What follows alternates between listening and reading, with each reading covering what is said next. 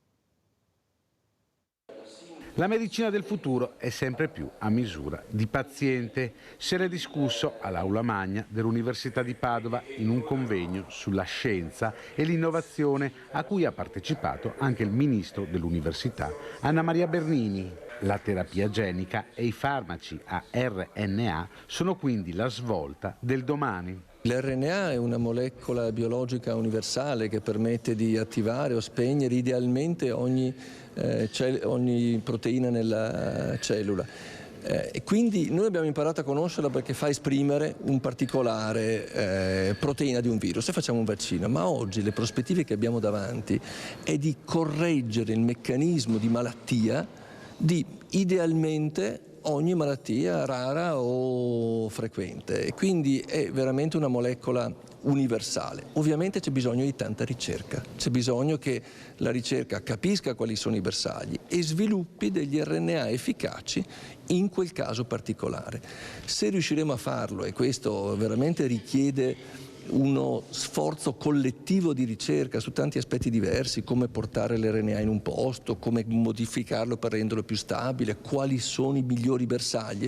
Se riusciremo a fare questo abbiamo una prospettiva veramente di cura importante. Allora, si parlava anche di terzo mandato, di quarto mandato, per qualcuno sarà anche il quinto se passa. Ecco, com'è la situazione in base anche a quello che ha detto il professor dei TOS sui servizi alle persone che diventeranno sempre più impellenti perché c'è una popolazione che sta invecchiando, non c'è niente da fare. Questi sono i numeri e perciò più invecchi più patologie hai da curare. Fortunatamente abbiamo anche tanti centenari, donne soprattutto, e questo va detto. Però questa è la realtà, i numeri sono questi, si può dire non sappiamo che i medici vanno in pensione perché quelli sono i numeri che avevano, c'è qualcosa che sfugge. Prego a Campora. Allora Mirella, sul discorso del terzo mandato, quarto mandato, è proprio, diciamo, i motori si stanno scaldando già adesso, come dicevamo poco fa, no? Qualche minuto fa. È ovvio che ogni partito poi porta acqua al suo mulino, tuttavia io personalmente sono convinto che se i padri costituenti hanno detto delle cose e hanno posto anche dei limiti sul potere e sulla ricandidabilità di qualcuno, di un presidente piuttosto che di un sindaco, dei motivi ci sono. Credo che ci sia bisogno anche di un cambio di passo. Adesso, ovvio che ognuno porta acqua al suo mulino, però in Veneto sicuramente c'è bisogno anche di una ventata idea nuova e Fratelli d'Italia sicuramente si pone come un partito che può benissimo guidare questa regione. E naturalmente, come dicevo prima fuori onda, le elezioni europee saranno uno spartiacque, cioè capire il posizionamento in base alle preferenze e ai voti di ogni partito, poi dopo lì ovvio che se Fratelli d'Italia, come ci si augura, farà un ottimo risultato, ma meglio ancora di quello delle politiche, non ci saranno dubbi. Per quanto riguarda invece al discorso di prima sull'Europa, l'Europa prepotentemente sta entrando nelle nostre vite sempre di più, no? Guarda per esempio adesso la questione dei balneari, della Bolkestein, tutto quello che sta venendo fuori, delle concessioni. Noi è vero che una volta, come diceva lei, in Europa andavano i trombati, ma adesso l'Europa conta moltissimo, noi non possiamo più permetterci di mandare trombati. Infatti io ho lavorato a Bruxelles anche qualche anno, una decina di anni fa, e comunque la qualità dei politici è sempre maggiore. Il problema è la struttura dell'Unione Europea, cioè gli organismi dell'Unione Europea hanno la Commissione, hanno il Consiglio, però il Parlamento, che è l'unico organo eletto, non ha tanto potere, cioè può solo influenzare minimamente le decisioni. E quindi è un po' lì il punto, si dovrebbe cambiare la struttura, che dopo chi va lì votato da me può cambiare le cose, e questo è il punto fondamentale. Poi di conseguenza noi qua possiamo giovare. E per concludere voglio dire appunto che tutto il discorso dell'assistenza alla persona e tutte le difficoltà partono anche dall'Europa, perché poi là sono i soldi e noi non dobbiamo essere schiavi di una burocrazia che dopo ci toglie anziché darci, questo è il punto fondamentale. Sì, però vede a Campo, la mia trasmissione è anche, diciamo, un po' un sollecito, e faccio il solletico ai politici che ho, e fortunatamente ne ho anche tanti, per far capire quello che è l'umore della gente. Io non posso sentire un grande professore di diritto internazionale che mi dice qui davanti alle telecamere, collegato con noi, mi sembra dall'Australia quella volta, io non posso confrontarmi, ha detto, scusate, con tutto il rispetto che ho in Europa con i Vazanicchi. Ma con tutto il rispetto che ho per i Vazanicchi, una quindicina di fa, ma non è cambiato più di tanto a Campora, non è che andiamo indietro nel tempo. La situazione è quella, andiamo a vedere chi abbiamo, anche nelle varie commissioni, andiamo a vedere i nomi, andiamo a vedere perché non siamo mai abbastanza preparati, perché andiamo a vedere perché la Spagna riesce a presentare i progetti, a spendere tutti i soldi e rilanciare, e noi siamo indietro con dei cervelli meravigliosi. Professore, abbiamo visto questo servizio importante, la medicina del futuro, convegni, università, voi fate questi convegni, dite quello che pensate, il bene, perché voi lavorate per questo, ma qualcuno deve ascoltare, non solo sentire. Prego, professore. Ma sì, guardi, il convegno di cui voi avete dato questa sintesi è il convegno in cui presentava questo Centro Nazionale per le nuove terapie a base di mRNA, che magari è un concetto un po' complicato per i cittadini, ma possiamo dire semplicemente che è una nuova categoria di farmaci che noi abbiamo imparato a conoscere nell'emergenza Covid, ed è quel vaccino anti-Covid a base di mRNA ci ha portato fuori da quella tragica. Quindi è una prospettiva che si apre certamente per nuove terapie, soprattutto vede per quelle malattie anche rare, ci sono malattie genetiche che sono poi anche una delle cause delle fragilità crescenti all'interno delle nostre società. Quindi ben vengano quei finanziamenti che sono finanziamenti di PNRR, ben venga che il Veneto sia stato scelto per questo progetto, che è un progetto da 550 milioni di euro, ricordo, e che è un progetto importantissimo che si sta sviluppando. Devo anche dire che l'università, questo parlo anche per quello che è il mio ruolo, è stata, e l'Università di Padova in particolare, è stata particolarmente brava nell'offrire progetti e soprattutto nell'ottenere i finanziamenti, ma soprattutto nel produrre lavoro, che in qualche modo si sta sviluppando. Ora, il tema che avete sollevato dei rapporti poi con l'Europa è una questione sempre complessa. Io ho una discreta esperienza di interazione con la Commissione europea sul tema soprattutto dei tumori rari, eccetera. Quello che mi colpisce non è tanto la mancanza di competenza, perché devo dire che ho trovato figure anche con grande competenza all'interno Meno male. Quello che però un po' ti colpisce sono la lentezza del processo decisionale, in cui credo anche a Campora si è in qualche modo riferito. Cioè, nel senso che a volte la sensazione è che cose su cui tutti sono d'accordo, su cui tutti hanno compreso problematiche, temi e soluzioni, finiscono poi per essere realizzati nell'arco della legislatura. A me è stato detto a Bruxelles che dovevo capire che alla fine l'arco temporale per realizzare un progetto è la legislatura, cioè 5 anni. Questo francamente non è all'altezza delle aspettative non solo del popolo italiano, ma di tutta la popolazione europea, che avrebbe bisogno invece di decisioni più rapide, più efficaci, anche meriterebbero un ascolto un po' più puntuale dei professionisti e dei tecnici, se volete. Ecco.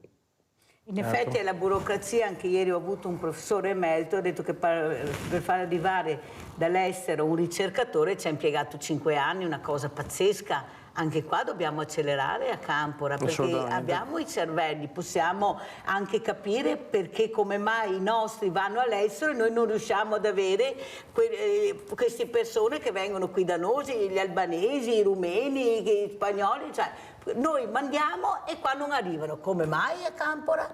Cioè, di sicuro non lei, ma è un discorso che faccio a livello politico, perché la politica deve anche ad ascoltare quelle che sono le necessità, se no faremo come gli Incas, cioè scompariremo e è finita lì. Perché cosa facciamo? Se veramente, perché tutti riescono a fare la loro parte, però la politica è quella che poi schiaccia il bottone e non c'è niente da fare. È il cosiddetto principio di sussidiarietà, cioè le decisioni devono essere prese partendo dall'istituzione più vicina al popolo.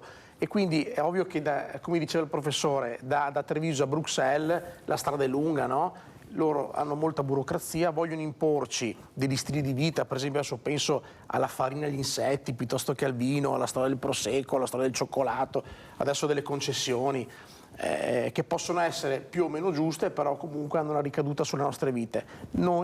Queste elezioni europee che ci saranno determinanti, dovranno essere una svolta epocale, perché se saranno elezioni come quelle solite, dove si deve solo mandare qualcuno in Europa al fine solo di schiacciare qualche bottone e vedere, diciamo, o dare il contentino, oppure leggono le carte e dicono vediamo l'Italia ha bisogno di questo, vedremo, cioè, bisogna che anche i parlamentari vivano il territorio, portino e abbiano potere decisionale, e qui ritorno al discorso della struttura delle istituzioni europee, che spesso non dà molto spazio a chi è democraticamente eletto, a discapito, diciamo, di invece altre istituzioni che sono dirette, come i consiglieri della Commissione. Abbiamo Sandra da Padova. Ciao Sandra. Ciao Mirella e buongiorno agli ospiti. Complimenti al professore dell'università, che io leggo giornali e ho visto degli articoli proprio su questo convegno, e devo dire che io sono ignorante, non sono un medico, però è molto interessante sapere come lavora l'università per la ricerca, perché la ricerca è essenziale per le malattie genetiche. Mio marito ne ha una genetica che è venuta alla luce 40 anni, 50 anni fa per sbaglio, dunque voglio dire, questo è solo positivo. Poi volevo dire una cosa al signore che è di fianco a te, di Fratelli d'Italia, a livello politico. Allora, io ieri sera guardavo un po' Rete Veneta, un po' Rete 4 e Giordano. Allora, l'Europa ci vuole imporre i pannelli fotovoltaici eliminando tutte le risaie di Cuneo. Cioè parliamo di campi di riso che sono un'economia che entra per prendere cose, il riso cinese, il riso. Allora, ben venga il clima e questo, però non sono stati fatti dei lavori tipo in Emilia, perché se facevano delle cose prima forse si evitavano certe catastrofi. E vedere questi agricoltori che sono conosciuti in tutto il mondo perché esportano il nostro riso, io veramente sono allibita. Dunque questa Europa vuole toglierci i nostri cibi, il nostro artigianato, e allora cosa facciamo? È vero che bisogna mandare delle persone brave, però sappiamo bene come agisce la politica, e come quando mettono un consigliere, un assessore che non è eletto dal popolo, come dice spesso la Mirella e con ragione, le elezioni mettono lì uno perché fa parte del partito. Allora la politica si deve dare una mossa, deve ascoltare di più il popolo, come dice sempre la Mirella, e come io parlo con i cittadini, perché abito in centro a Padova, dunque ho una vita sociale, non sono una che sta interata in casa. Ecco, la mattina mi perdo qui con Rete Veneta, con queste trasmissioni interessanti che mi danno delle informazioni idonee a quello che è la vita di tutti i giorni.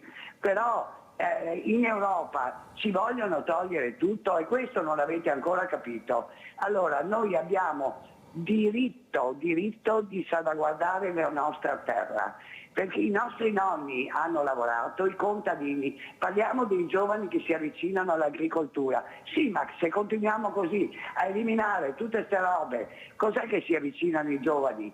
I giovani è logico che si avvicinano. Ho visto dei servizi di Mirella che sono appassionati, hanno anche un'istruzione, dunque con tecnologie moderne, non come una volta che i contadini poverini erano pieni di rughe perché si alzavano alle 4 di mattina sotto il sole, erano anche forti, erano delle rocce. Adesso perché dobbiamo cedere queste cose? Bisogna fare il pugno di ferro. Il pugno di ferro, invece vedo che in Sardegna stanno rovinando con le pale eoliche. Ho visto il servizio in Calabria, che è una roba stupenda la Calabria, e vogliono piantare sti rovi di 250 metri, 230, e è tutta gente, questi, che hanno investito questi soldi, sono della Norvegia, della Svezia, e l'elettricità che verrà prodotta alla Calabria servirà un decimo, perché non hanno una popolazione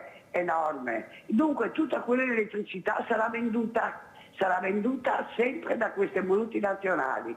Allora, cosa stiamo qui a discutere dell'Europa? L'Europa ci ha portato e purtroppo i politici, anche la Meloni, scusatemi, ha ceduto il passo perché è come Draghi e come tanti altri. Allora, o uno si impunta e ha veramente, scusatemi, le palle per avere una politica ferma, deve fare gli interessi italiani. Grazie Sandra, devo andare avanti, se no non ce la faccio. Allora prima di rispondere andiamo a vedere questo servizio, morto di meningite a Grosseto. Andiamo a sentire, poi commentiamo sia il servizio che quello che ha detto Sandra con Acampora.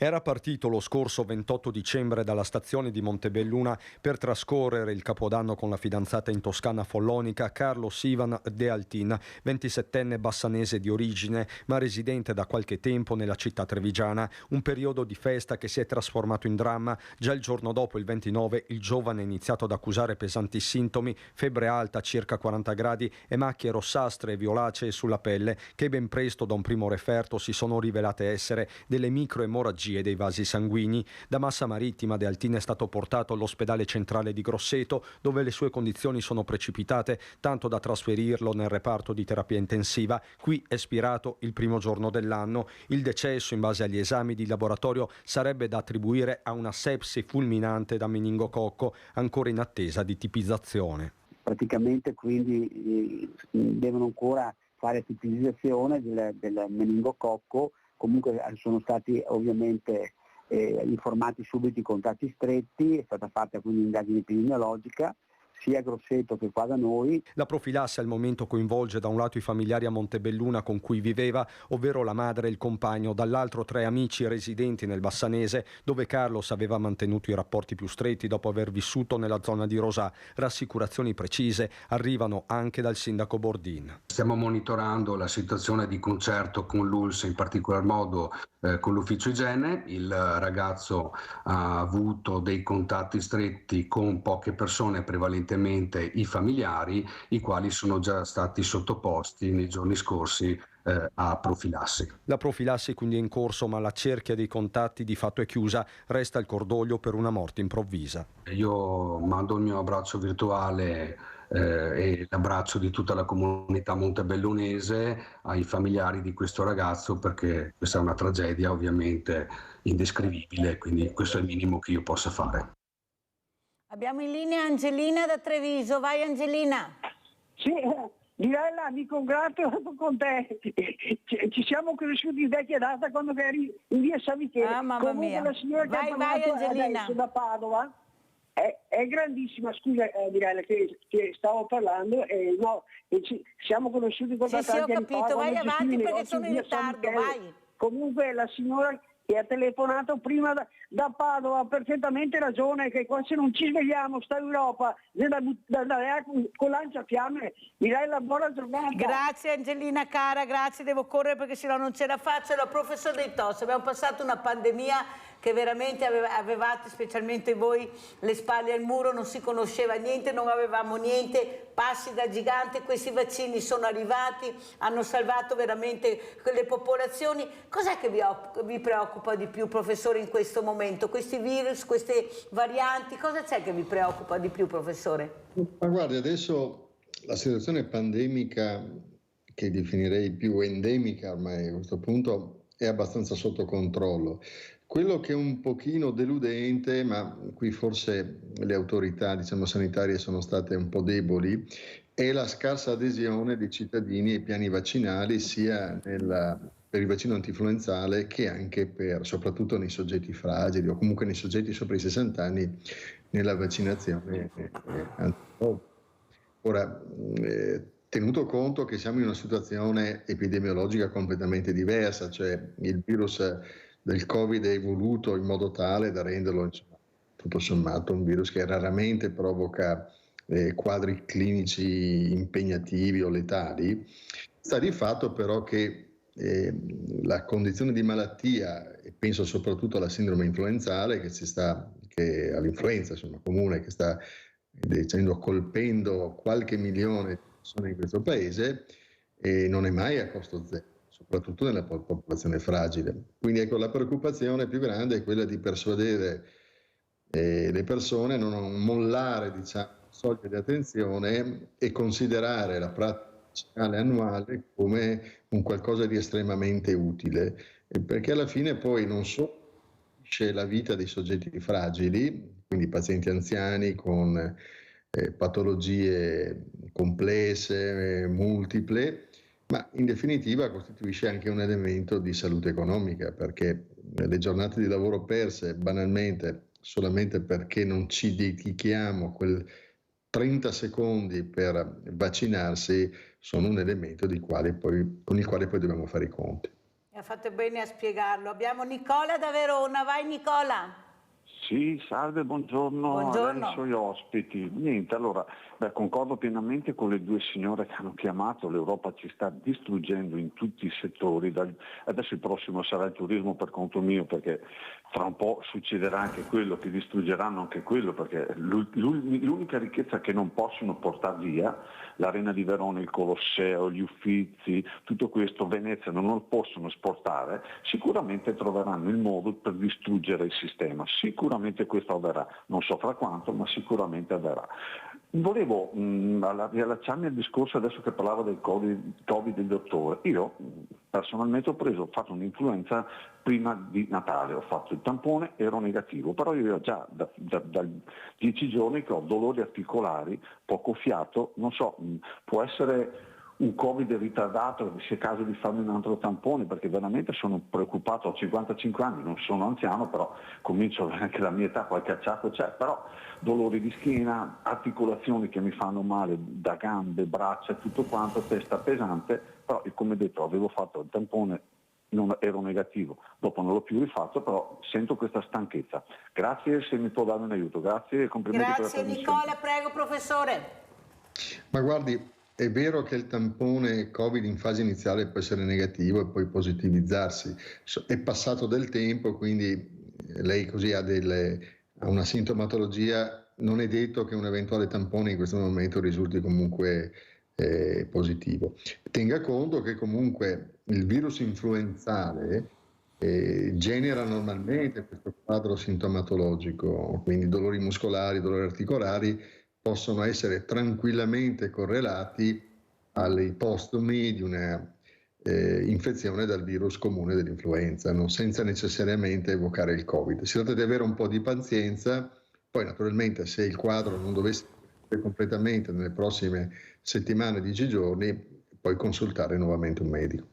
Grazie professore per questa risposta. Allora Campora è stato preso proprio come esempio da portare anche al suo governo, specialmente a Meloni, da queste due donne che hanno telefonato, e soprattutto con l'Europa. Ma forse non è neanche spiegata molto bene questa Europa, perché i fondi che sono arrivati del PNRR, anche se qualcuno dice sì, dobbiamo restituirli, ma non avevamo neppure gli occhi da piangere se non arrivavano. Tanto è vero che tutti hanno fatto le corse per ricevere questi soldi, che con tassi, che hanno spiegato, perché sono gli addetti ai lavori che parlano, molto agevolati, una parte anche a fondo perduto, verranno messi in circolazione. Allora bisogna anche capire che Europa si vorrà questo mese, che tutti i paesi hanno votato, invece il nostro no. Cosa ci dice, come risponde? Allora, l'analisi che bisogna fare in questo caso è a 360 gradi.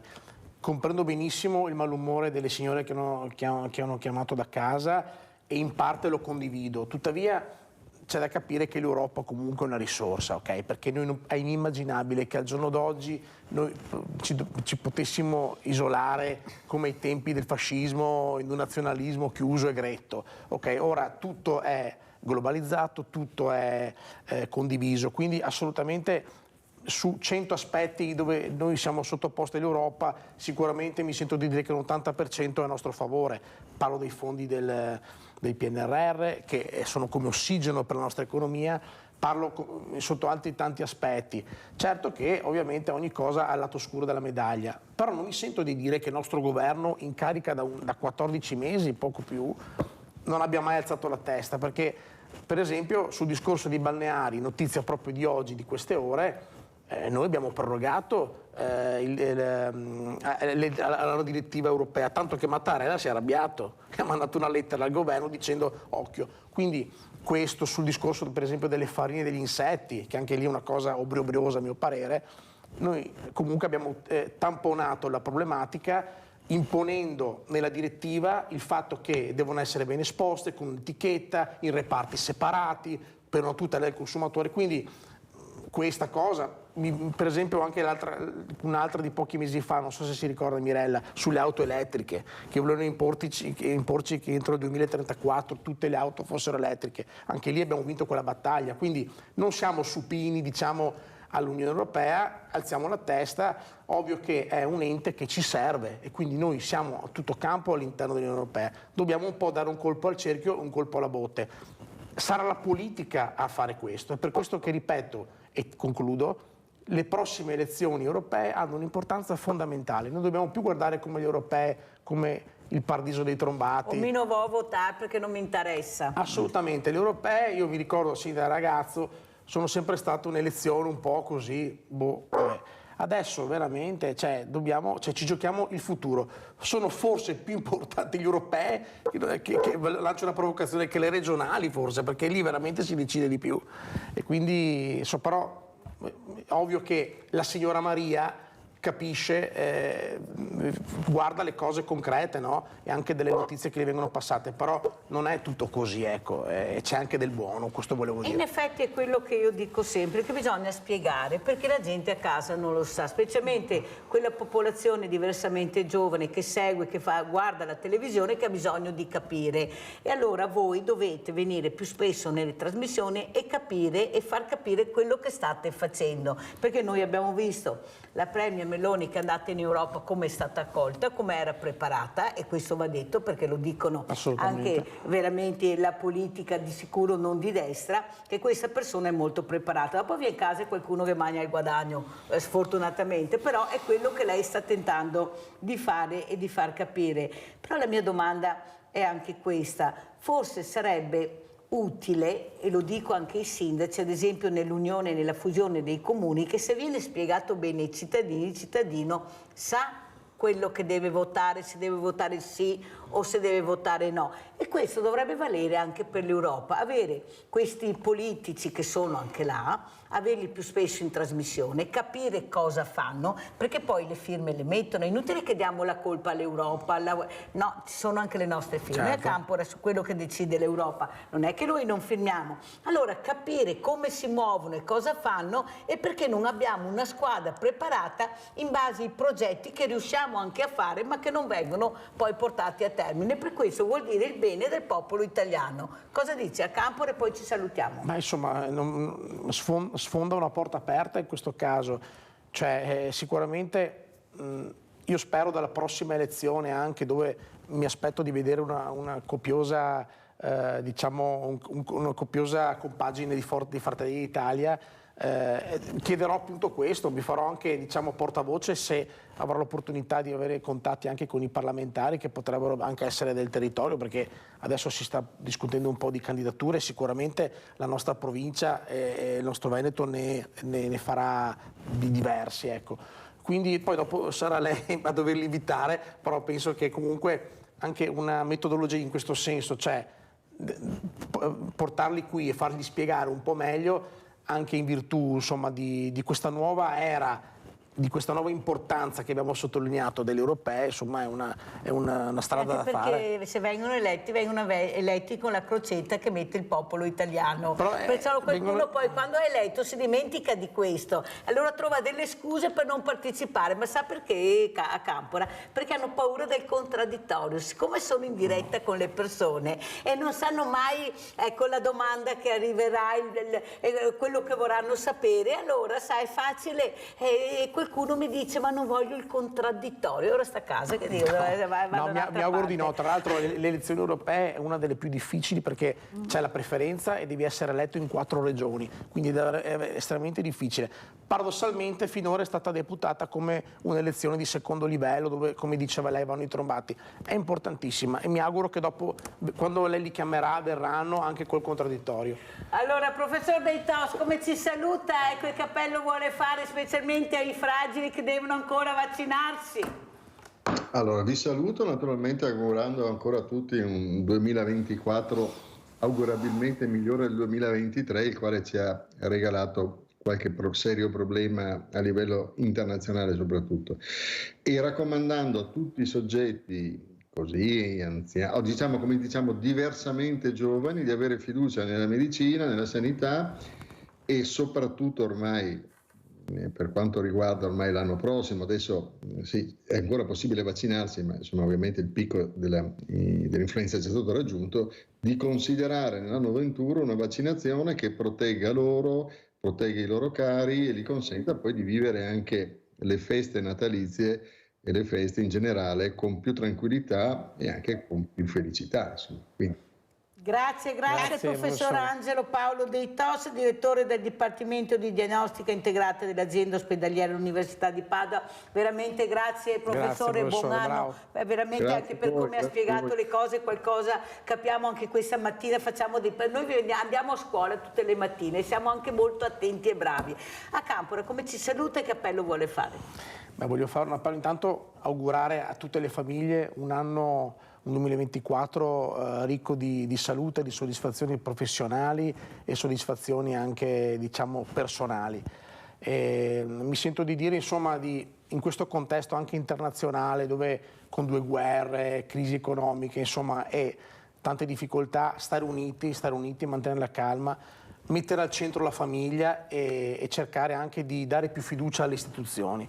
Parlo anche del nostro governo, non essere sempre pronti a puntare il dito. Purtroppo chi fa sbaglia, chi non fa e si siede davanti alla televisione tutto il giorno non sbaglia mai.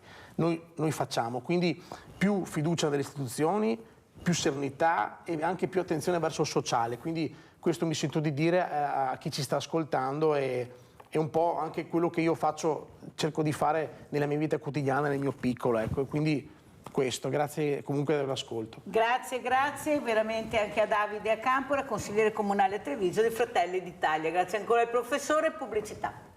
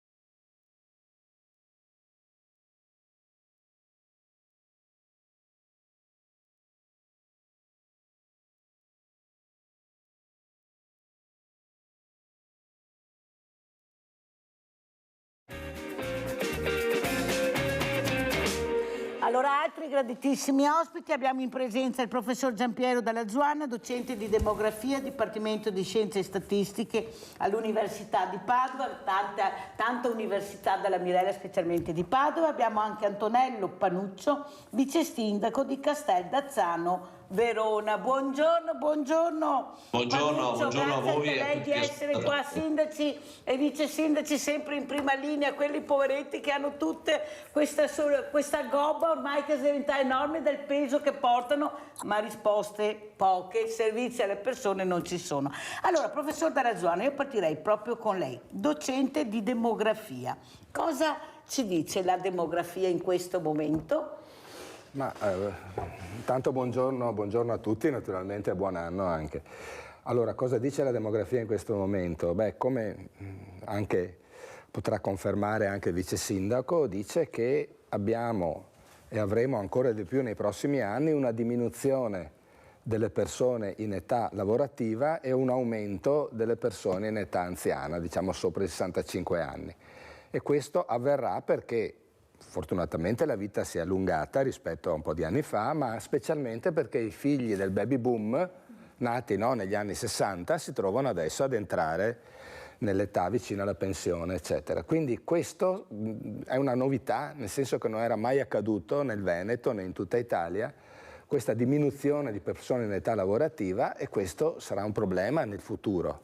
E dovrà essere in qualche modo portare a riflessione, perché bisogna capire in che modo cercare di continuare a permettere un rinnovo del nostro mondo del lavoro, che finora si è sempre rinnovato quasi in automatico, no? Perché arrivava la gente nell'età giusta per lavorare. Per cui questo è il primo problema grosso della demografia. Il secondo problema grosso è quello invece legato al calo delle nascite. Abbiamo avuto noi negli ultimi anni, siamo passati in Italia da 500 a 400 mila nati nel giro di 15 anni, e questo è stato dovuto a due cause specialmente. La prima è la diminuzione delle donne in età fertile, no? Sono uscite fuori dai 50 anni, e poi il fatto che i ragazzi vanno sempre più tardi a vivere in coppie. Siccome i bambini nascono nelle coppie, in quasi il 100% dei casi, se noi non aiutiamo i giovani a mettere su famiglia, non avremo una ripresa delle nascite, che è fondamentale, perché i bambini di oggi sono i futuri lavoratori di domani. Senta, professor Dalla Zuanna. Spero di essermi spiegato. Sì, ma anche Mirella. molto bene. Sì. Quello che però mi preoccupa, io faccio anche fatica a capirlo, che tutti danno la colpa ai soldi. Ecco, economicamente non sono in grado di mettere su famiglia. Io invece ho una sensazione che abbiano anche paura di mettere su famiglia, che non abbiano voglia di mettere su famiglia, perché mettere su famiglia nel 2023 per loro, che sono nati un po' nella bambagia, vuol dire rinunciare a tante cose, vuol dire fare sacrifici. Ma siamo sicuri di aver insegnato questo, il sacrificio, l'impegno, il valore della famiglia? Perché non è che sia proprio così, a mio avviso. Una volta c'era la pellagra, la fame, la miseria, eppure c'erano queste donne che partorivano 8, 9, 7, 5 figli e non c'era niente. Adesso abbiamo molto di più, ma se ne fanno uno è già tanto, bisogna applaudire. Io mi ricordo il professor Busato, che ha avuto ospite primario di ginecologia, che ha detto: con la pandemia sono felice, chissà che tutti vadano a letto e facciano figli. È ritornato distrutto, ha detto non è successo niente, disperato. Allora, professore, c'è qualcosa che non torna. Questo ragazzo che rimane in casa fino a 30 anni, che studia fino a 35, queste case costosissime, questa vita costosa, questi stipendi bassi, cioè mettiamo tutto assieme, dopo alla fine cosa esce secondo lei, professore?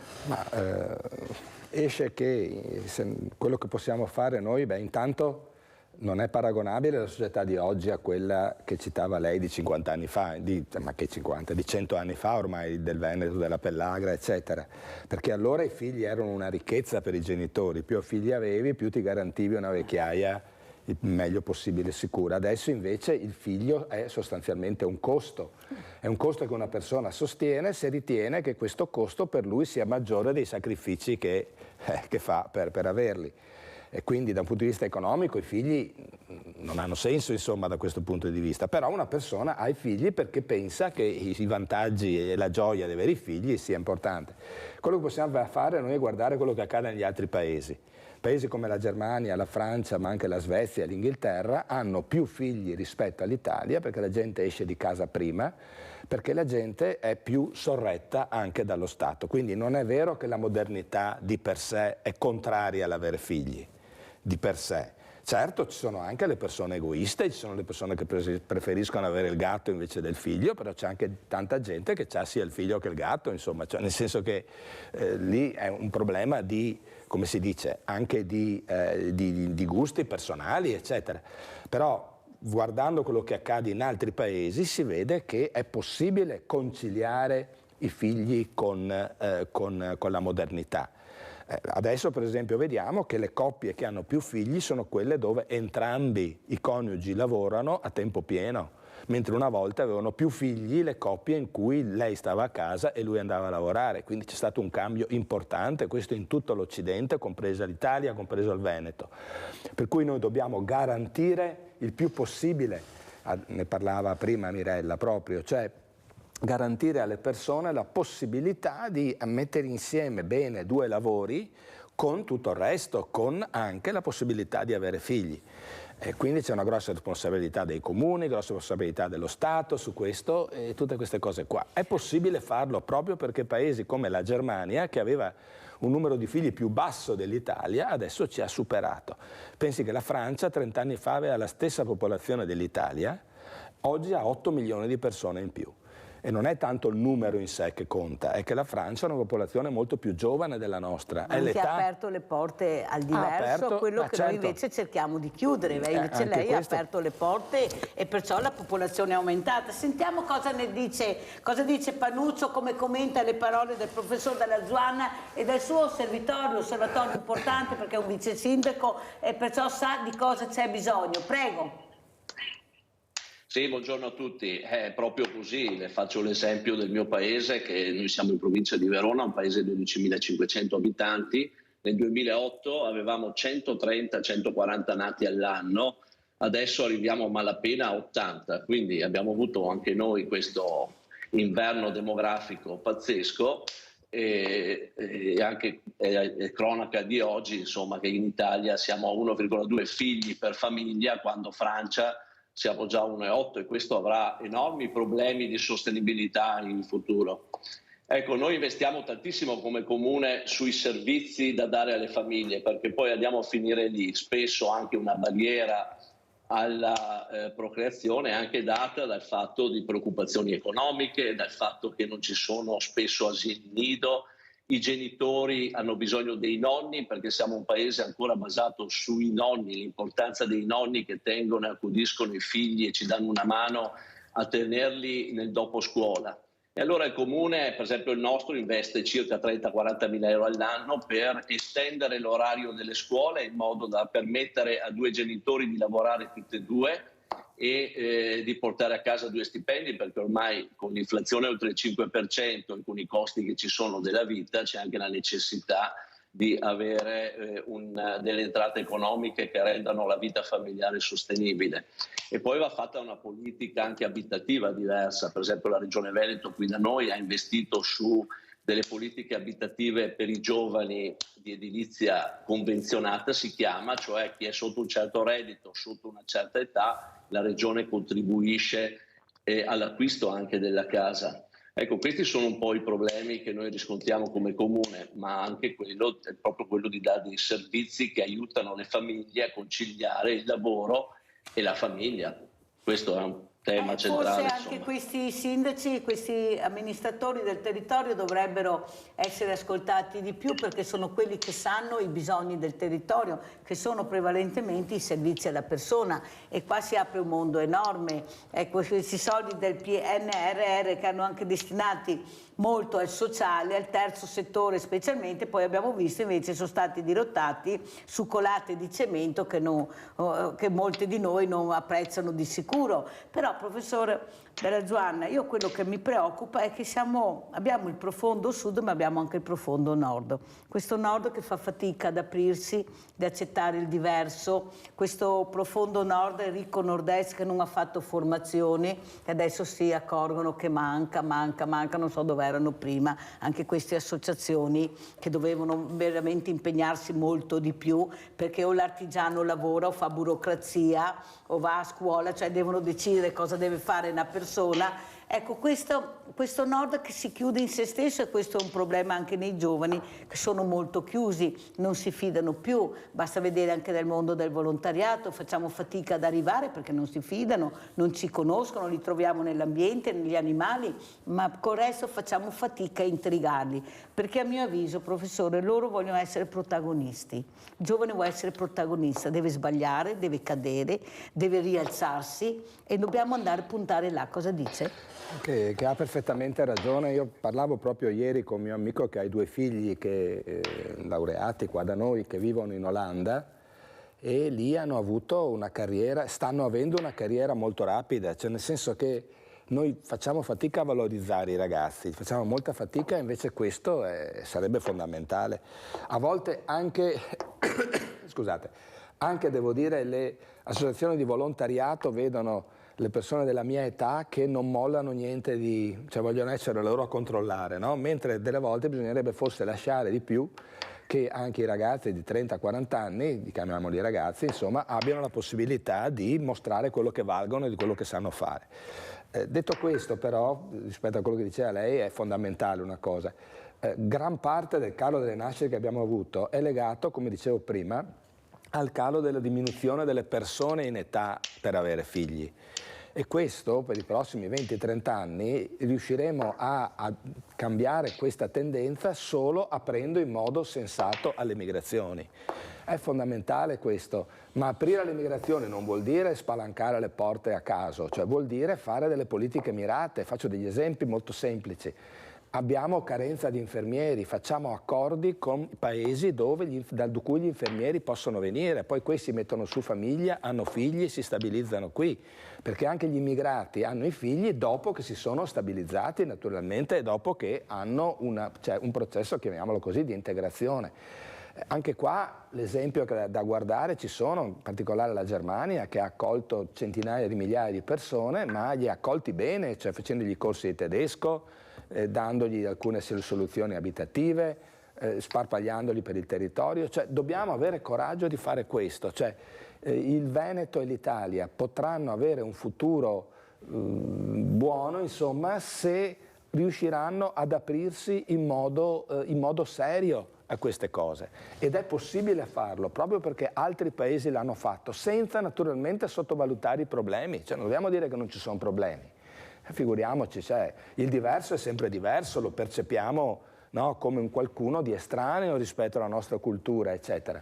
Però è anche vero che le persone che decidono di cambiare paese, di venire, spesso sono le più aperte anche al cambiamento, quindi noi dobbiamo andare incontro a questo. E imparano anche facilmente. Ma certo che imparano.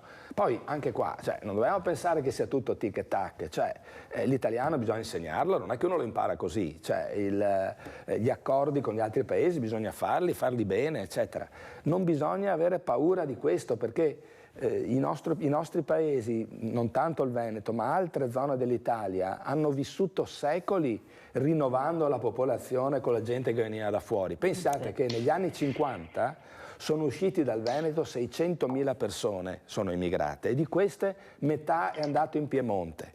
E il Piemonte adesso vive, si è rinnovato, eccetera, grazie a migliaia e migliaia di persone arrivate anche dal Veneto. Noi dobbiamo fare esattamente la stessa cosa ed è possibile farlo, è possibile, cioè ci sono un sacco di esempi nella storia in cui questo è successo in modo molto tranquillo e senza particolari problemi. Sentiamo Panuccio, prego, come commenta? Sì, sono perfettamente d'accordo, ormai ci sono dei lavori su cui abbiamo bisogno di importare manodopera. Noi abbiamo enormi difficoltà, va bene, nel settore sanitario si sa benissimo che un'infermiera o un OS sono ormai cosa rara e si assumono facendo addirittura a volte loro il prezzo, cioè si chiede cosa vuoi per venire nella mia struttura. Qui abbiamo delle case di riposo che soffrono tantissimo questo problema di manodopera nel settore sanitario, ma anche nelle aziende. Qui nel mio paese si producono, c'è l'azienda Bauli che produce i pandori e ha un'enorme difficoltà a trovare manodopera per andare a fare anche i dolci, il prodotto dolciario, insomma, quindi anche nella manifattura. Poi non parliamo nei comuni, i giovani non vogliono più venire a lavorare nei comuni, quando una volta era un posto tra i più ambiti la possibilità di lavorare nei comuni. Noi facciamo un'enorme fatica a trovare personale, non dico super qualificato, ma anche un impiegato per il comune. Anche quello ormai è diventata materia rara, insomma. Nel mercato del lavoro ci sono posti di lavoro, ma si fa fatica a riempirli. Ecco. Sì, però scusi Panuccio, ma a chi è che ha insegnato a questi ragazzi la formazione del lavoro, la manualità? Perché noi parliamo, ma non è mica semplice. Ieri ho avuto uno dei più grossi imprenditori che fa le scarpe nel mondo, addirittura per la Formula 1 e non solo. E lui diceva giustamente, io ho iniziato a lavorare a 12 anni, a 14 anni ho imparato a tagliare la pelle, che non è una cosa facile, ma mi hanno insegnato. E noi cosa abbiamo insegnato a questi ragazzi? Non possiamo pretendere che escano dalla scuola e che sappiano e abbiano anche la manualità se non gliela insegniamo. La formazione, le scuole tecniche, professor Dalla Zuanna, dove le mettiamo? Perché questi ragazzi dicono non sanno fare niente quando escono da scuola? Perché così dicono in giro. Lei cosa dice? Come risponde? Dove abbiamo sbagliato? Dove hanno sbagliato le istituzioni, le associazioni di categoria? Prego. Beh, diciamo che il discorso sarebbe abbastanza complesso, cerco di semplificarlo. Intanto, in questi ultimi decenni, diciamo, c'è stata una svalorizzazione continua del lavoro manuale. Per esempio, una volta si parlava delle applicazioni tecniche, adesso parliamo dell'educazione tecnologica, no? Una volta a scuola c'erano dei laboratori, adesso gli facciamo fare solo disegno tecnico ai ragazzi, tutte queste cose qua. Questo è stato un errore enorme.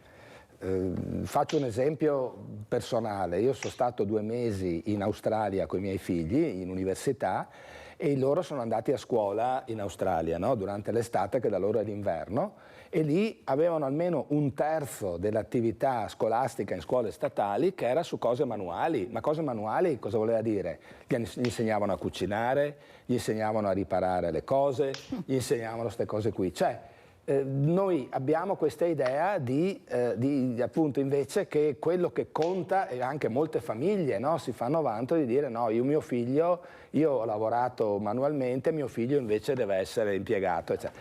Il che va bene in certi casi, ma certi ragazzi invece sono proprio portati anche per il lavoro manuale, cioè bisogna cercare di instradarli.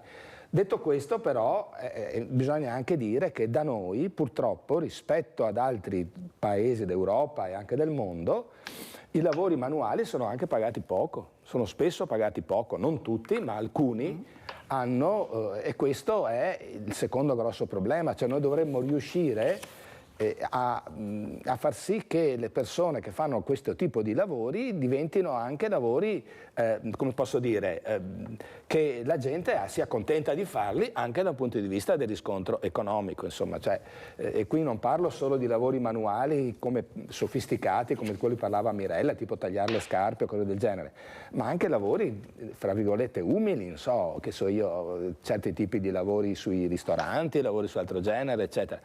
Bisogna su questo cercare di stringere di fondo la forbice fra salario lordo e salario netto, che adesso è altissima, insomma, cioè noi abbiamo, questo è un problema grosso che però se non cominciamo ad affrontarlo non riusciremo mai ad affrontarlo. Ecco. Però professor Dalla Zuanna, non è che forse abbiamo dato troppe distrazioni a questi ragazzi e poche passioni? Nel senso, una volta non avevano niente, il lavoro poteva diventare anche una distrazione, però una distrazione che poi appassionava, perché avevi quello e davi il meglio di te stesso se riuscivi a capire che magari quel lavoro faceva da te, per te. Adesso noi abbiamo precariato.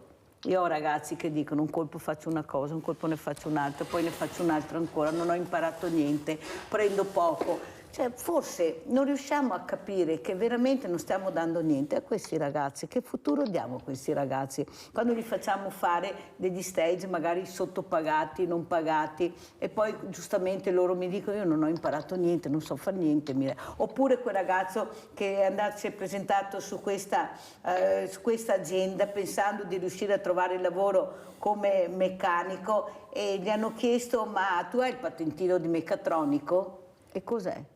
Come cos'è? Non sai? No, non so, non me l'ha detto mai nessuno. Cioè capisce che dal dire e il fare poi c'è di mezzo il mare, dove questo ragazzo si scontra e poi viene fuori umiliato, viene depresso, perché così poi la vivono questo no che ricevono, queste risorse umane. Ma chi mi fa queste domande delle volte? Cosa vuoi sapere della mia vita? Sto cercando lavoro, che vuoi entrare nell'intimità? Cioè ci sono dei casi che veramente, come quella studentessa che io sono stata invitata al professore Riccati a parlare, che ha detto ai suoi professori: ascoltateci, perché ognuno di noi ha qualcosa da dirvi se ci ascoltate. Capisce che loro vogliono essere ascoltati, forse è questo che non facciamo. Prego. Ma, insomma, io credo, come avevo cominciato a parlarne prima, provo a far sintesi. Noi abbiamo una grossa scalino fra l'istruzione e il lavoro. Noi dovremmo riuscire a chiuderlo il più possibile. Ci sono enti che lo fanno, Cioè, io ho conosciuto molto bene gli enti di formazione professionale, tipo quelli delle ACLI, quelli anche della CGIL, di tanti enti che fanno un lavoro prezioso da questo punto di vista. Anche in molte scuole tecniche viene fatto questo, non è che non venga fatto. È fatto però ancora in modo inferiore rispetto a quello che servirebbe.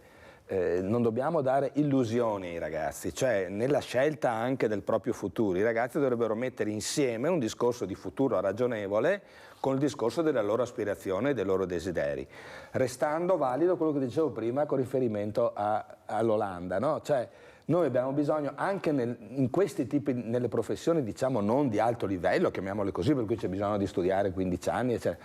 Anche in quelle professioni i ragazzi devono intravedere una carriera. Io ricordo che all'inizio della mia vita di ricercatore avevo studiato un po' cosa è successo in Veneto negli anni 70, no? Tu trovavi un sacco di ragazzi, allora molti si fermavano alle medie, no? Tu li trovavi a 14-15 anni che facevano gli operai, poi li trovavi a 20 anni che facevano i camionisti, li trovavi a 25 anni che avevano messo su l'impresetta, queste cose qua. Cioè, allora c'era una mobilità maggiore nel lavoro. L'impressione è che adesso questi ragazzi si sentono molto più sballottati, molto più meno aiutati a costruire un futuro effettivamente possibile.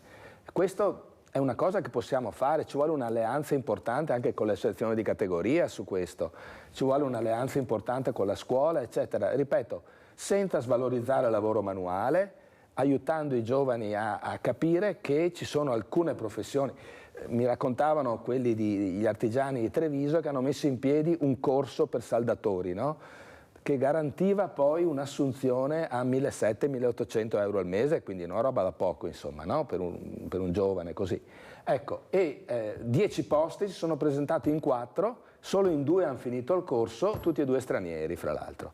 Cioè, voglio dire, questo è un problema proprio anche di immagine del lavoro che purtroppo, ripeto, come abbiamo detto bene prima, è da cambiare. Allora, intanto vorrei anche sentire da Antonello Panucci chi è, perché noi sappiamo che è vice sindaco di Castel d'Azzano, in provincia di Verona, ma che squadra ha questo vice sindaco di centrodestra, centrosinistra, civica, che devo ancora capire se c'è ancora la civica o ci sono tutti i partiti dentro. Cosa ci dice Panuccio? Sono tutti civici, sono, sì. Prego Panuccio, così la conosciamo un po'.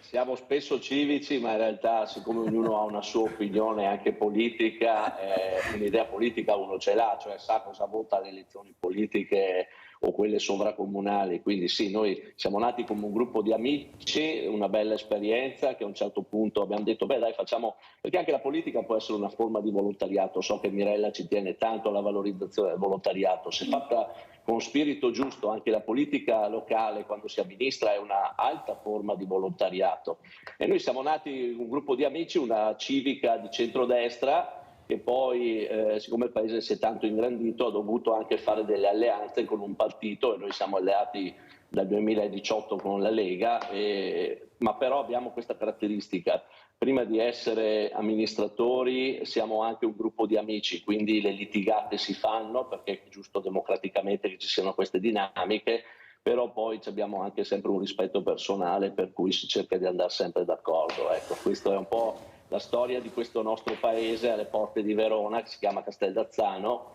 e abbiamo questo spirito per ora di squadra che sta funzionando, ecco. Allora, questa squadra, io lo dico sempre, è una squadra che è nel territorio e che deve fare il bene della comunità, che a mio avviso, e continuo a ripetere, speriamo che a livello governativo qualcuno riesca a capire, che questo paese ha bisogno di servizi alle persone. Ecco, va cambiato il mondo dei servizi sociali, non può essere che i servizi sociali chiudano alle 13 del venerdì e riaprono al lunedì, se riaprono, perché delle volte non riaprono neanche il lunedì ma il martedì, perché sono in pochi, devono uscire, perché questa popolazione ha bisogno di risposte immediate. È inutile che ci vantiamo di avere un numero di volontariato molto alto, di associazioni, se poi non riusciamo ad arrivare alla persona che ha bisogno, la troviamo morta in casa o che si suicida, o non riusciamo a portarla anche semplicemente a fare una visita perché non conosciamo il nome, il cognome e l'indirizzo. Ecco, qui il mondo del volontariato si perde. Cosa dice Panuccio? Sì, noi abbiamo un paese basato proprio sul volontariato e anche noi a volte riusciamo a fare, anche per problemi burocratici, vi dico, perché per esempio una famiglia che ci troviamo col frigo vuoto, la burocrazia non ti permette di dirgli vai a fare la spesa, portami lo scontrino, te lo rimborso, oppure tieni i soldi e vai a farti la spesa perché alla mamma indigente manca il latte in polvere per il neonato. E la burocrazia non ti permette di farlo, allora molto spesso abbiamo bisogno di qualche associazione filtro a cui diciamo fai un piacere, dai una mano tu in questo momento che poi noi ti rimborsiamo. Allora un comune come il nostro riesce a essere abbastanza flessibile perché non siamo di dimensione così grande, però immagino che le grandi città siano ancora più in difficoltà. È vero che si chiude alle 1 di venerdì, però c'è sempre un servizio di reperibilità e fortunatamente il sindaco o gli amministratori che sono a contatto e che vivono il paese a contatto col territorio rispondono H24, 7 giorni su 7, 365 all'anno. Allora se si parte con questo buon spirito di servizio si riescono anche a risolvere i problemi burocratici.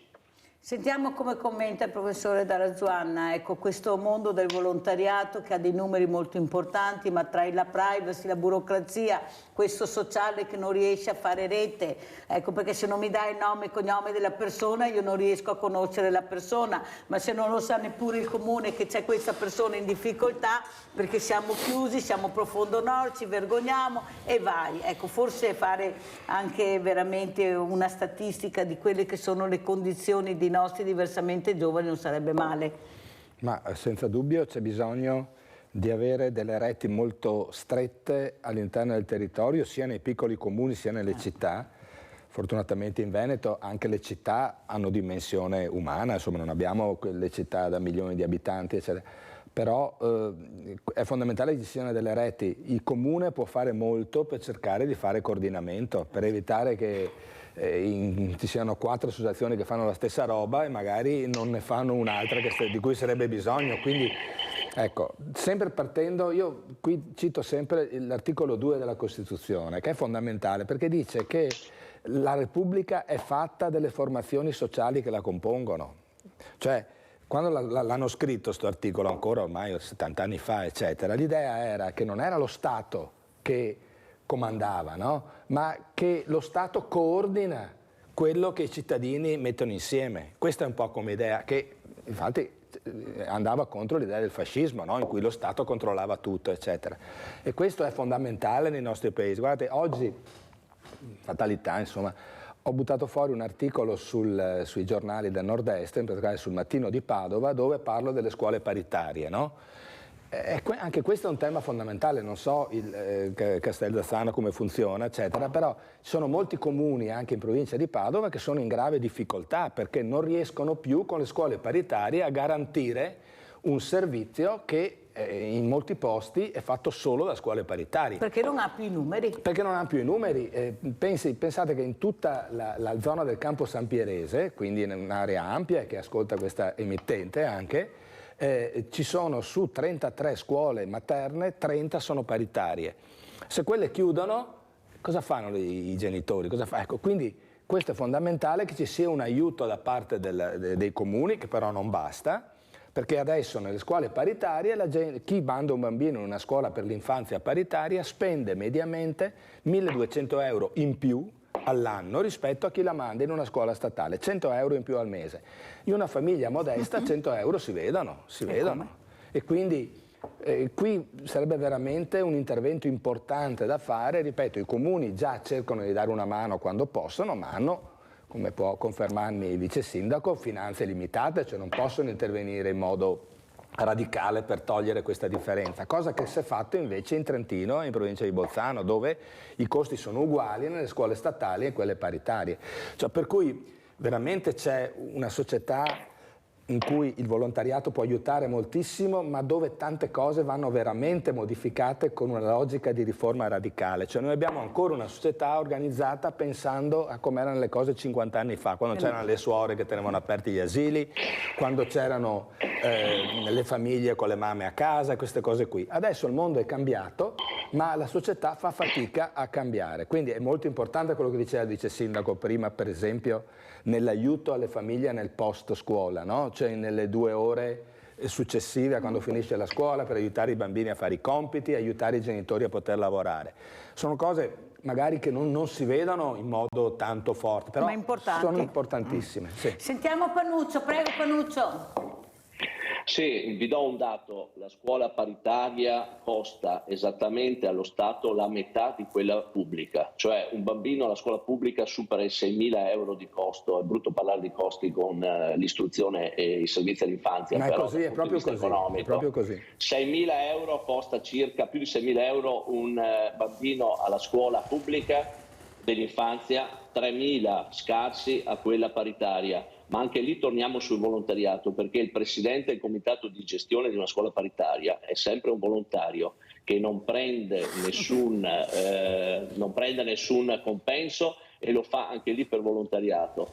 I comuni sostengono, qui nel Veneto tantissimi come il nostro, più di 240.000 euro noi diamo alle scuole paritarie del paese, che sono 4, diamo 240.000 euro, che è un contributo di circa 1.200-1.300 euro a bambino all'anno. Il resto viene messo dai genitori ed è vero che c'è un gap forte tra cosa costa un mese di scuola pubblica, che qui da noi costa sugli 85 euro, e quella paritaria costa 150, nonostante tutti i contributi che vengono messi dagli enti pubblici, perché una scuola paritaria riceve 3 contributi, ne riceve uno sostanzioso dal comune che copre il 50% delle spese, poi ne riceve uno dalla regione e uno dallo Stato. Ma lo Stato, furbescamente, e anche la regione, dobbiamo dirlo, lo fa perché, come vi dicevo, alla scuola dell'infanzia costa la metà al paese rispetto a quella pubblica, ecco.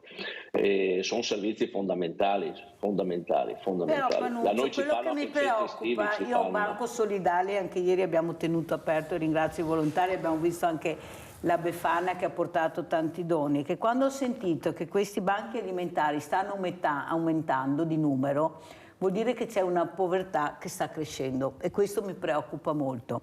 Mi preoccupa molto anche perché su tutti i comuni, o quasi, anche nei piccoli comuni, ci sono questi piccoli banchi alimentari, queste parrocchie. Però non basta, è quello che diceva il professore Dalla Giovanna, perché se tutti vogliono far tutto è come il padrone di 7 cani, che dopo il cane di 7 padroni muore di fame.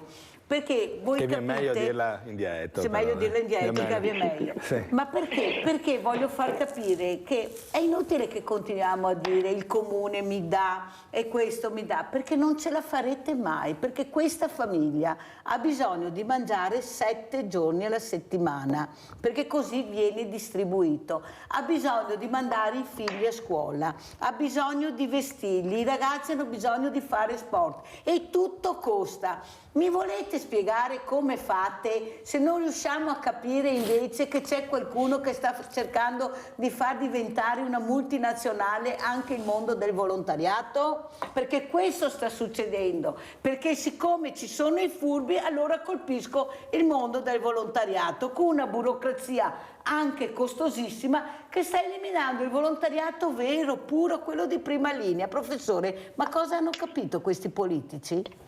Ma immagino che Mirella si riferisce alla legge sul terzo settore, certo, eccetera. Ma scusa, è una legge che ha dei vantaggi, nel senso che quando è stata fatta cercava di eliminare... allora, il volontariato ha una serie di agevolazioni fiscali, no? Per avere queste agevolazioni fiscali deve rispettare alcune regole. Quello su cui adesso si dovrebbe intervenire, perché mentre i grossi enti di volontariato lo fanno senza grandi problemi, rispettare queste regole, i piccoli enti fanno fatica. Quello che si deve fare è intervenire sulla legge, che secondo me non è una cattiva legge come idea, ma intervenire in modo che i piccoli riescano lo stesso a non annegare in mezzo alle carte. Questo è un intervento ed è importante che a livello governativo e a livello anche regionale ci sia una spinta forte in questa direzione. Però io volevo dire una cosa su questo, ritornare su quello che abbiamo detto prima.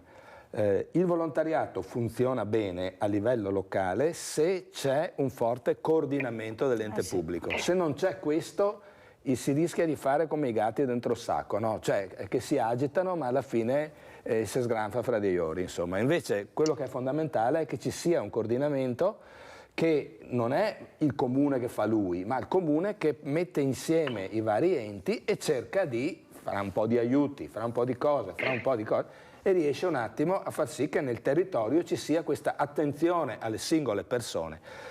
Con un'altra cosa anche fondamentale, va benissimo i banchi alimentari, vanno benissimo gli aiuti diretti, eccetera, però la cosa fondamentale sarebbe aiutare queste persone a diventare autonome il più possibile.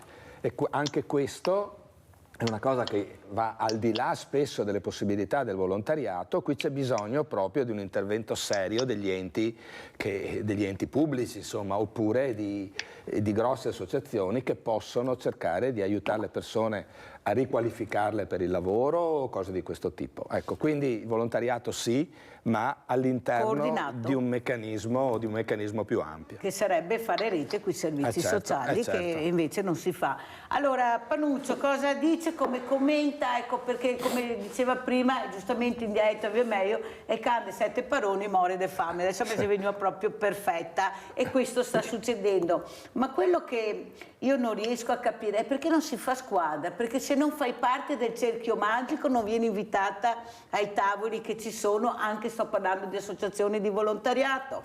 Ecco, queste associazioni che io ospito sono regolarmente iscritte ma nessuno le ascolta.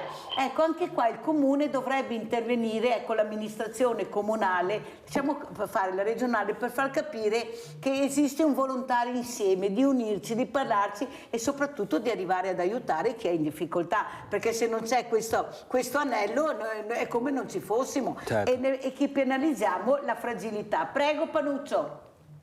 Sì, a me è piaciuto molto la citazione dell'articolo 2 della Costituzione che ha fatto prima il professore, e si associa e si sposa benissimo col principio di sussidiarietà europeo, cioè il comune, la regione, lo Stato devono intervenire aiutando laddove le associazioni non hanno le forze sufficienti, cioè noi cerchiamo di agevolare chi già fa bene le cose aiutandolo economicamente o con le strutture o con i servizi, aiutando, ecco, non ci mettiamo mai in contrapposizione con il volontariato, ma cerchiamo di aiutarlo.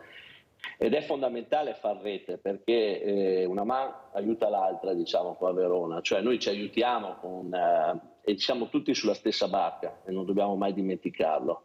E poi il piacere anche di aiutarsi, sono soddisfazioni quando si fa volontariato, proprio è più quello che si riceve che non quello che si dà. E bisogna sostenere e avvicinare la regione, specialmente sapete che ha la delega sul sociale e la sanità, a comprendere proprio il sostegno alle associazioni. Siamo molto lontani, mi dispiace dirglielo Panuccio, siamo molto lontani. con la regione. Chiedo alla regia quanto mi manca perché non sento più niente, non riesco a capire. E soprattutto una cosa volevo sapere, con quale saluto ci lascia professor Dalla Zuanna dopo questa chiacchierata che abbiamo fatto tutti assieme? Cosa vuole dire come saluto? Come si dice, quello che uno si porta a casa dovrebbe essere che la società italiana cammina ancora molto, cammina guardando all'indietro, e lo fa anche spesso il Veneto, no? Invece dobbiamo essere consapevoli, dobbiamo camminare guardando in avanti, e vedendo quello che è successo in giro per il mondo possiamo prendere il buono di altre esperienze per valorizzare ancora di più una società che ha delle potenzialità enormi. Se però non lo facciamo rischiamo di andare verso un piano inclinato, un declino. Bisogna stare attenti su questo, perché le società, una volta è uscito un bel libro che si intitolava Ricchi per sempre, punto di domanda. Ecco, non è detto che siamo tutti ricchi per sempre. Grazie, ringrazio il professor Giampiero Dalla Zuanna, docente di demografia al Dipartimento di Scienze e Statistiche all'Università di Padova. Saluto anche Antonello Panuccio di Castel d'Azzano in provincia di Verona. Ecco, abbiamo sentito anche che voi invece vi coordinate molto bene, sono molto contenta perché qua da noi forse un po' meno. Grazie, pubblicità, anzi la posta di Mirella. Arrivederci. Arrivederci, grazie.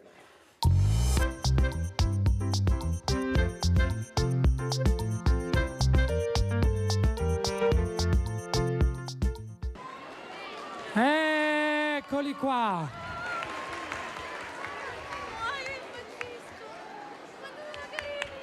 Me ne vado io. Fermo che ancora non dobbiamo cominciare. Come vi chiamate? Antonio. Maria Rosaria. Antonio e Maria Rosaria. Emilia, questo glielo devo chiedere. Il numero è 410. Non si vede perché è un po' incastrato sulla cintura. E quanti anni avete? 9. 7. 9 e 7. E da quanti anni ballate? 2 anni. 2 anni. Quindi lei ha cominciato a 5 anni. Da dove venite? Da Napoli. Da Napoli, pure tu. Da Napoli tutte e due. Siete fidanzati? No.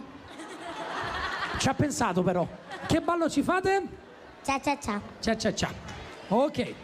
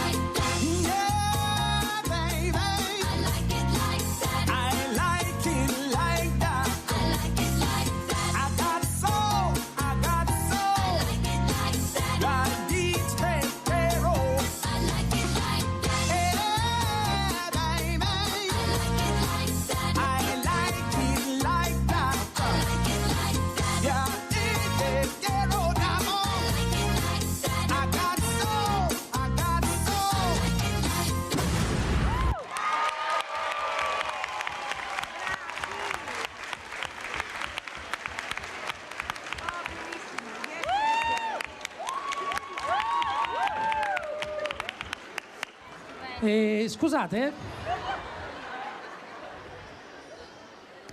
voi sapete fare qualche altro ballo? Sì. Che cosa? Rumba. La rumba, tutto latini quindi, giusto? Fate solo i latini, sì? Anche standard. Anche standard? No, io Milli, che lei fa il valzer, che sta ferma e che non si muove, non ci credo neanche se lo vedo. Il valzer come lo fai? Tu tutto così? O stai ferma? Sta ferma.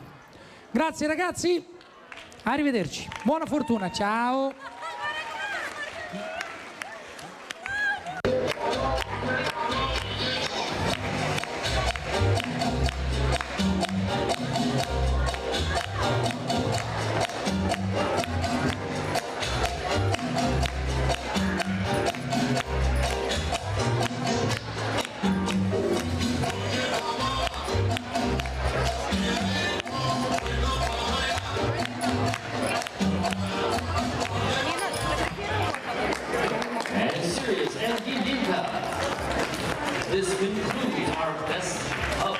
dance off. Thank you, couples, and thank you, judges. And ladies and gentlemen, as a King's Ball tradition, there is cash.